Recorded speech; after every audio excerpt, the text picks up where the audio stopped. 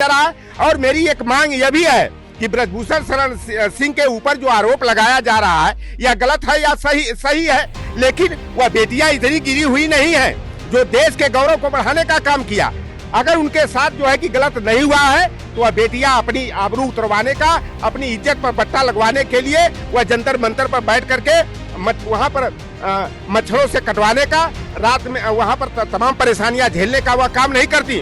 उनका आरोप जो अशरफ और अतीक के साथ जो घटनाक्रम हुआ है, न्यायपालिका को स्वतः संज्ञान ले करके जो है जो भी दोषी पुलिसकर्मी हैं उनके निलंबन से काम नहीं चलेगा। उनको नौकरी से बर्खास्त किया जाना चाहिए, 302 का मुकदमा कायम होना चाहिए। और प्रयागराज के पुलिस कमिश्नर भी 302 के अपराध कराते हुए उस लड़की से अश्लील बातें कर रहे हैं और उसे भारतीय जनता पार्टी ने उस मामले को जो है कि वापस लेने का निर्णय ले लिया।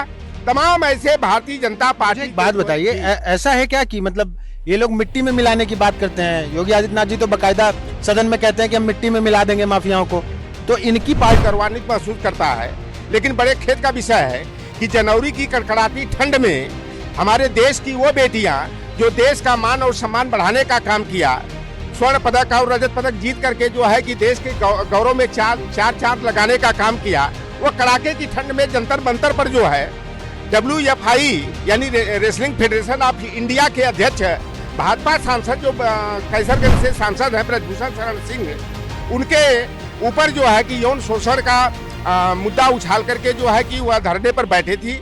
लेकिन भारतीय जनता पार्टी की सरकार जो बेटी बचाओ बेटी पढ़ाओ का नारा देती है, तो जो अशरफ और अतीक के साथ जो घटनाक्रम हुआ है, न्यायपालिका को स्वतः संज्ञान ले करके जो है जो भी दोषी पुलिसकर्मी हैं उनके निलंबन से काम नहीं चलेगा।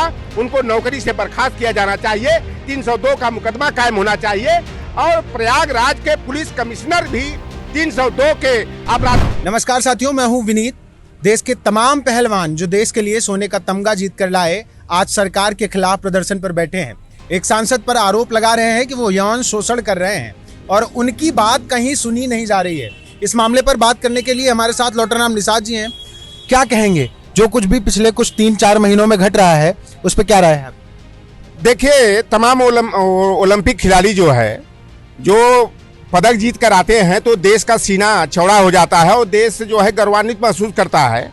लेकिन बड़े खेद का विषय है कि जनवरी की कड़कड़ाती ठंड में हमारे देश की वो बेटियां जो देश का मान और सम्मान बढ़ाने का काम किया, स्वर्ण पदक और रजत पदक जीत करके जो है कि देश के गौरव में चार लगाने का काम किया, वो कड़ाके की ठंड में जंतर मंतर पर जो है WFI यानी रेसलिंग फेडरेशन ऑफ इंडिया के अध्यक्ष भाजपा सांसद जो कैसरगंज से सांसद है ब्रजभूषण शरण सिंह, उनके ऊपर जो है कि यौन शोषण का मुद्दा उछाल करके जो है कि वह धरने पर बैठे थी।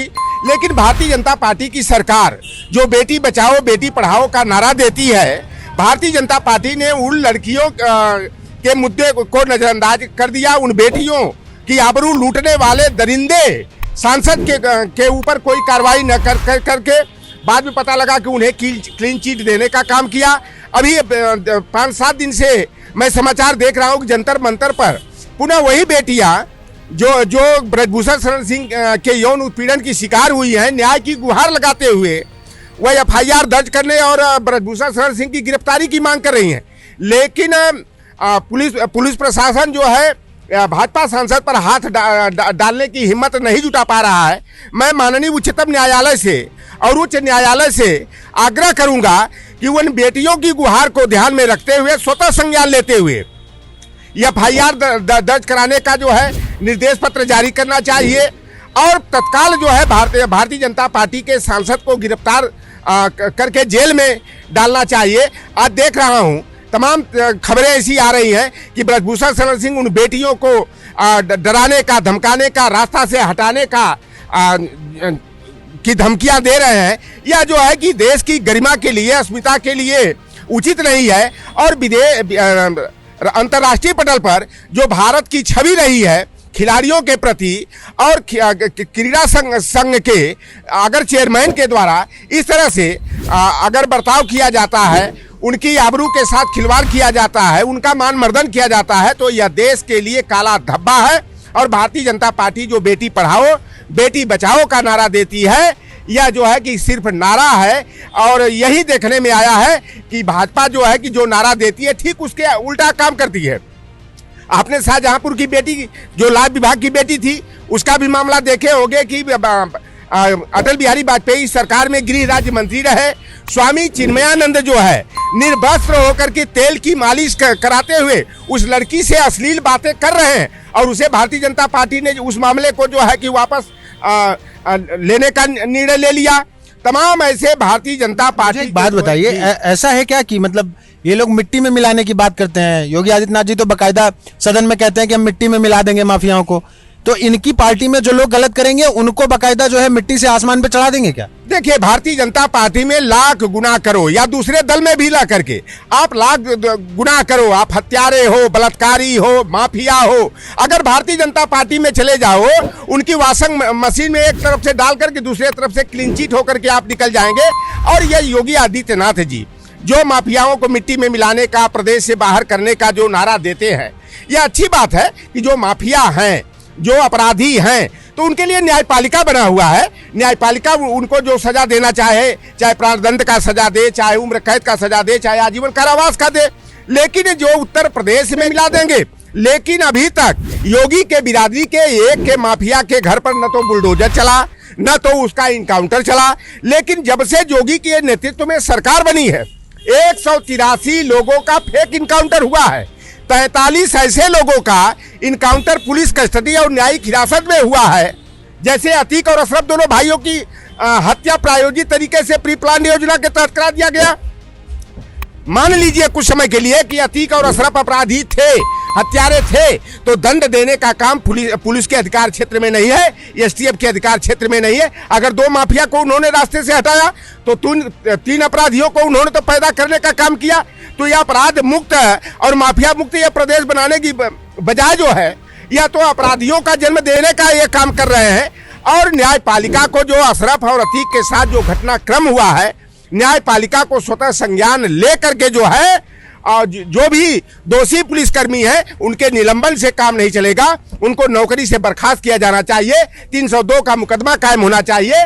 और प्रयागराज के पुलिस कमिश्नर भी 302 के आपराधिक मामले के दोषी हैं, उनके भी घर पर बुलडोजर चलना चाहिए और उनको जो है कि हवालात में तत्काल बंद करना चाहिए।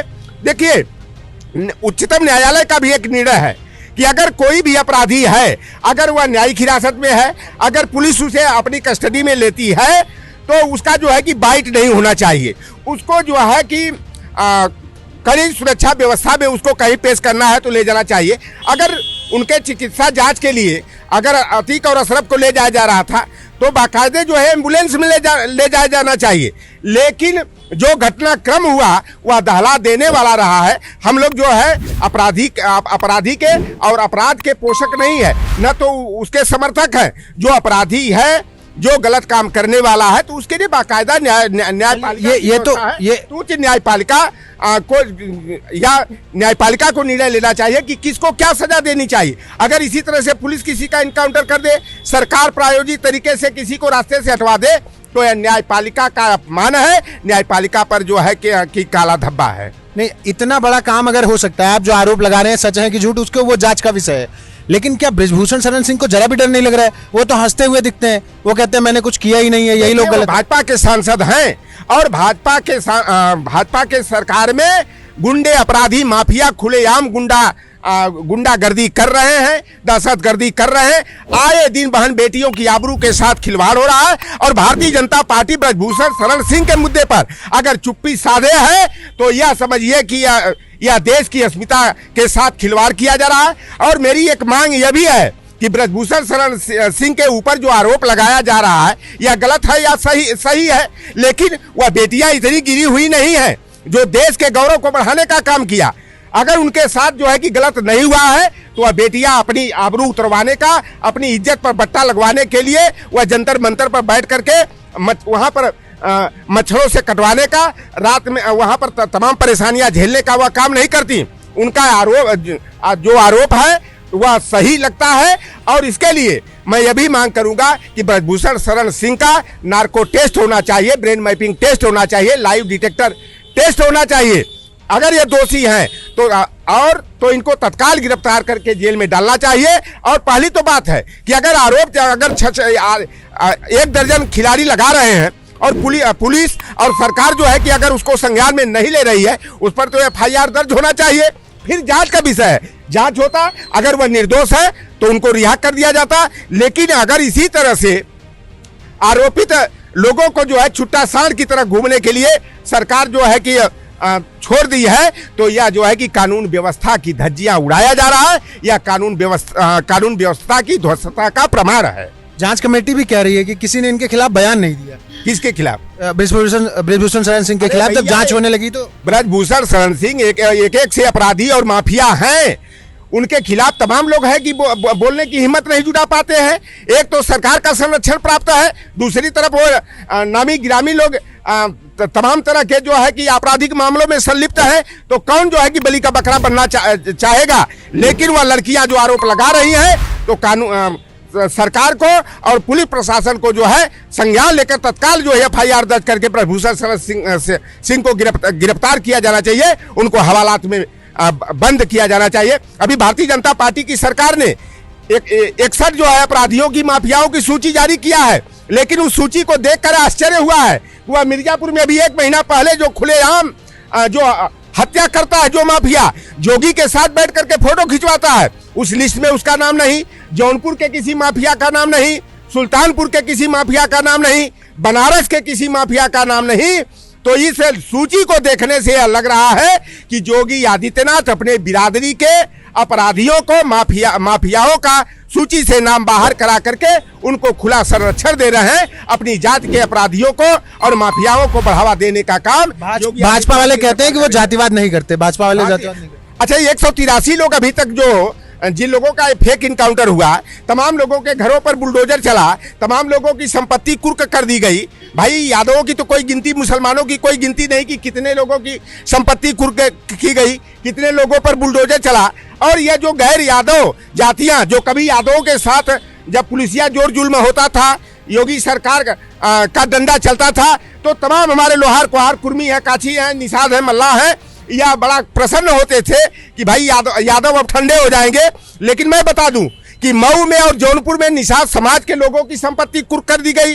आप इलाहाबाद प्रयागराज में जो है पाल की, प्रजापति की, पटेल की संपत्ति को कुर्क कर दिया गया। औरैया और कन्नौज में लोधी बिरादरी की संपत्ति को कुर्क किया गया। गाजियाबाद में, मेरठ में जाट और गुजर की संपत्ति को कुर्क किया गया। हमारे गाजीपुर जनपद में महेंद्र कुशवाहा और सुरेंद्र कुशवाहा की संपत्ति को कुर्क किया गया। और एक मिश्रा जी जो समाजवादी पार्टी से जुड़े थे, टिकट के गाजीपुर सदर से दावेदार भी थे, तो उनके भी मकान पर बुलडोजर चल गया। लेकिन अभी तक योगी के बिरादरी के एक भी माफिया, एक भी अपराधी के संस्थान पर, प्रतिष्ठान पर, उसके घर पर बुलडोजर नहीं चला, उसका इनकाउंटर नहीं हुआ। जिससे सिद्ध होता है कि योगी आदित्यनाथ का वह बयान हमें याद आता है कि योगी आदित्यनाथ ने कहा था, हमें गर्व है कि मैं क्षत्रिय कुल में पैदा हूं। तो यह उनका जातिवाद का दम्भ बोला था, उन्हें जातिवाद पर घमंड है।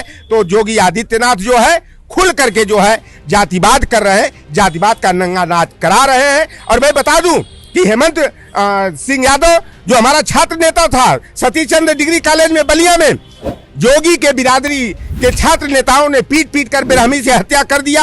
लेकिन FIR दर्ज कराने में तमाम पापड़ बेलने पड़े। उन पर जो है कि उनके ऊपर बुलडोजर नहीं चला।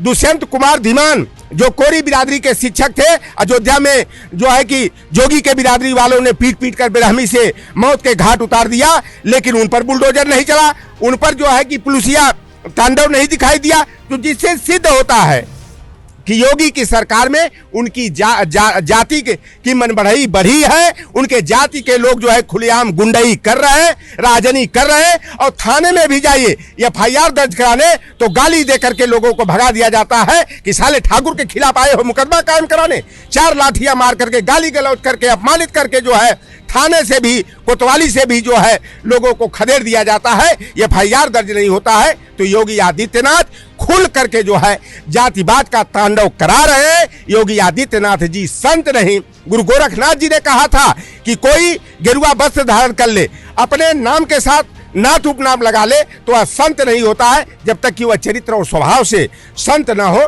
तो वह संत कहलाने का हकदार नहीं है। तो योगी आदित्यनाथ जी भले जो है कि गुरु गोरखनाथ जी के मठ से निकल करके आए हैं, लेकिन गुरु गोरखनाथ का जो उपदेश रहा है उसका अनुसरण न करके यह जो है कि उत्तर प्रदेश में जो है अपनी जाति के लोगों का मन बढ़ाने का, उनको जो है आगे बढ़ाने का खुला नाच कर रहे हैं। और यही लोग नारा लगा समाजवादी पार्टी को आरोपित करते थे कि उत्तर प्रदेश में तो एक जाति विशेष की सरकार चल रही है। किसी थाने का, किसी चौकी का, किसी कोतवाली का अगर चौकी इंचार्ज और कोतवाल और थानाध्यक्ष यादव उपनामधारी आ जाता था तो ये कहते थे ये तो मुलायम सिंह यादव का, शिवपाल यादव अखिलेश यादव का रिश्तेदार होगा।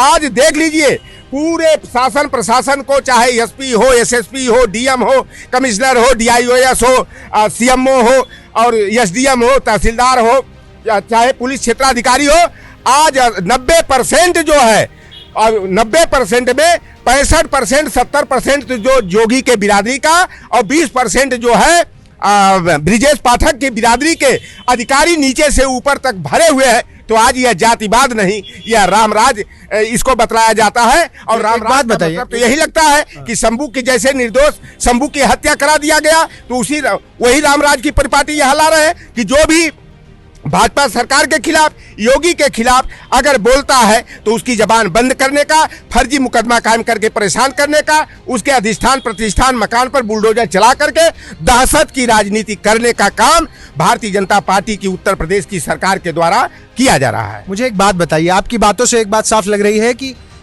खुले तौर पे जातिवाद हो रहा है और जाति विशेष के लोगों को छोड़ दिया जा रहा है, बाकी सबको मारा जा रहा है। तो अभी दलित पिछड़े जितने भी नेता हैं, जैसे नीतीश और अखिलेश यादव जी की नीतीश कुमार जी की और अखिलेश यादव जी की मुलाकात हुई, साथ में तेजस्वी जी भी थे, क्या ये जो लॉबी बन रही है दलित पिछड़े नेताओं की, इससे 2024 के इलेक्शन पर कोई प्रभाव पड़ेगा? लोगों को ये जातिवाद समझ में आ रहा है कि बस आप कह रहे हैं? देखिए, दो घटनाक्रम को हम लोगों ने देखा है जो हम लोग होश संभाले थे उस समय कि 1977 में कांग्रेस के विरुद्ध सारे गैर कांग्रेसी दलों का एक महागठबंधन बना था और मोरारजी देसाई के नेतृत्व में जो है जनता पार्टी की सरकार बनी थी। दूसरा मामला आया था बोफोर्स मुद्दे पर, जब राजा मांडा बीपी सिंह जी जो है कांग्रेस को धता बता करके राष्ट्रीय मोर्चा बनाए थे, तो उस समय भी राष्ट्रीय मोर्चा वाम मोर्चा की और यहाँ तक कि भारतीय जनता पार्टी भी उस महागठबंधन की साझीदार थी, गठबंधन की अंग थी और कांग्रेस को हटाने के लिए सारे दल एकजुट हुए थे। और आज नीतीश कुमार जी जिस तरह की पैरवी कर रहे हैं, या टीआरएस अब तो बीआरएस नाम रख दिए तेलंगाना के मुख्यमंत्री जी जो हैं, तो ये लोग जो चहलकदमी कर रहे हैं कि सारे गैर कांग्रेस और गैर भाजपा दलों का एक महागठबंधन हो, मैं तो कहता हूं कि अगर वास्तव में आप लोग सामाजिक न्याय को, लोकतंत्र को और संविधान को बचाने की अगर आपके अंदर लालसा है, मंशा है, तो कांग्रेस को भी दरकिनार करके आप लोगों को नहीं चलना होगा। उत्तर प्रदेश का जहां तक सवाल है, मैं तो बहन जी से थोड़ा सा बितकाव की स्थिति है, क्योंकि बहन जी ने समय समय पर ऐसी बयानबाजी किया है, ऐसे ऐसे कार्य किया है जिससे लगता है कि बहन जी जो है भारतीय जनता पार्टी और आरएसएस के रिमोट कंट्रोल से चलती हैं। भारत और बसपा जो है भाजपा की जो है कि बी टीम के रूप में काम करती रही है। एक बयान बहन जी का याद आता है, जब विधानसभा चुनाव 2022 का चल रहा था तो बहन जी ने कहा था कि जहां बसपा हारने की स्थिति में हो और यह लगे कि समाजवादी पार्टी का उम्मीदवार वहां से जीत जाएगा तो आप सपा को हराने के लिए भारतीय जनता पार्टी के उम्मीदवार को वोट देना। और मैंने जमीनी हकीकत को मैंने देखा कि वह जाटव बिरादरी का व्यक्ति जो सामाजिक न्याय की परिभाषा को नहीं जानता है, जिन्हें कह लीजिए कि खेती किसानी मजदूरी में जुड़ा है, उसने कहा, बहन जी ने कह दिया है सपा को हराना है तो हम लोग सपा को हराने के लिए भारतीय जनता पार्टी को वोट देंगे। तो बहन जी का तो ईमान धर्म बिल्कुल जवाब दे चुका है। लेकिन और भी जैसे चंद्रशेखर जी हैं, जयंत जी हैं, अखिलेश जी हैं, तो ये तीन यहाँ पर प्रमुख, पल्लवी जी तो साथ में है ही हैं। इन सारे लोगों से मेरा आग्रह रहेगा कि कांग्रेस को भी साथ लेकर के महागठबंधन की पृष्ठभूमि बननी चाहिए। और आज के समय में यह समय का तकाजा है कि सारे गैर भाजपा दलों को अपना अहम का परित्याग करके प्रधानमंत्री कौन बनेगा बाद में उसका निर्धारण किया जाएगा। आज जरूरत है कि भारतीय जनता पार्टी को 2024 के चुनाव में कैसे सत्ता से बाहर किया जाए और प्रधानमंत्री बनने की बारी आएगी तो उपयुक्तता के आधार पर उनको पदस्थापित किया जाए। हम लोग भी उसका स्वागत करेंगे। अभी 3 दिन पहले जो है यहाँ पर नीतीश कुमार जी और तेजस्वी यादव जी यहाँ आए थे और माननीय अखिलेश यादव से मिले और नीतीश कुमार जी ने कहा मुझे प्रधानमंत्री बनने की लालसा नहीं है। अगर वह अंतर्मन से कहते हैं तो बहुत ही सराहनीय उनका यह बयान है, लेकिन ऐसा नहीं। उनके मन में प्रधानमंत्री पद का जो है ना पकौड़ा जो है उबाल मार रहा है, ऐसा नहीं है। हम लोग भी पत्रकारिता से भी जुड़े हैं, समाज से जुड़े हैं। नीयत साफ करके भाजपा को हटाने का काम करना चाहिए।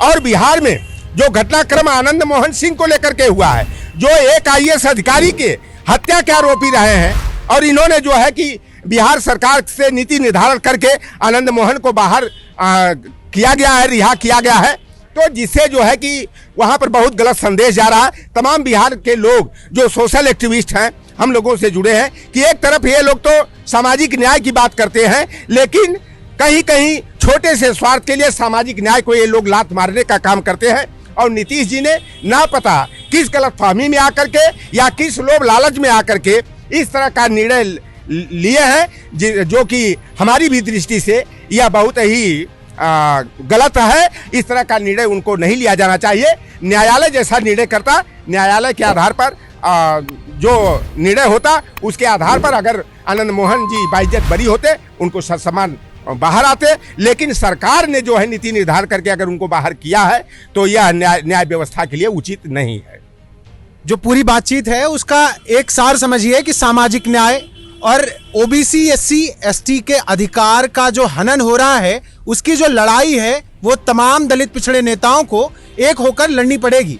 तभी बृजभूषण शरण सिंह जैसे लोगों को आप आईना दिखा सकते हैं, वरना जब तक भारतीय जनता पार्टी सत्ता में है तब तक जितने भी सवर्ण गुंडे भी हैं उन पर हाथ नहीं डाला जाएगा, ऐसा लॉटन राम निषाद जी कह रहे हैं। बाकी बने रहिए हमारे साथ। चैनल को सब्सक्राइब नहीं किया तो सब्सक्राइब जरूर करिए, क्योंकि आप ही हमारी ताकत है।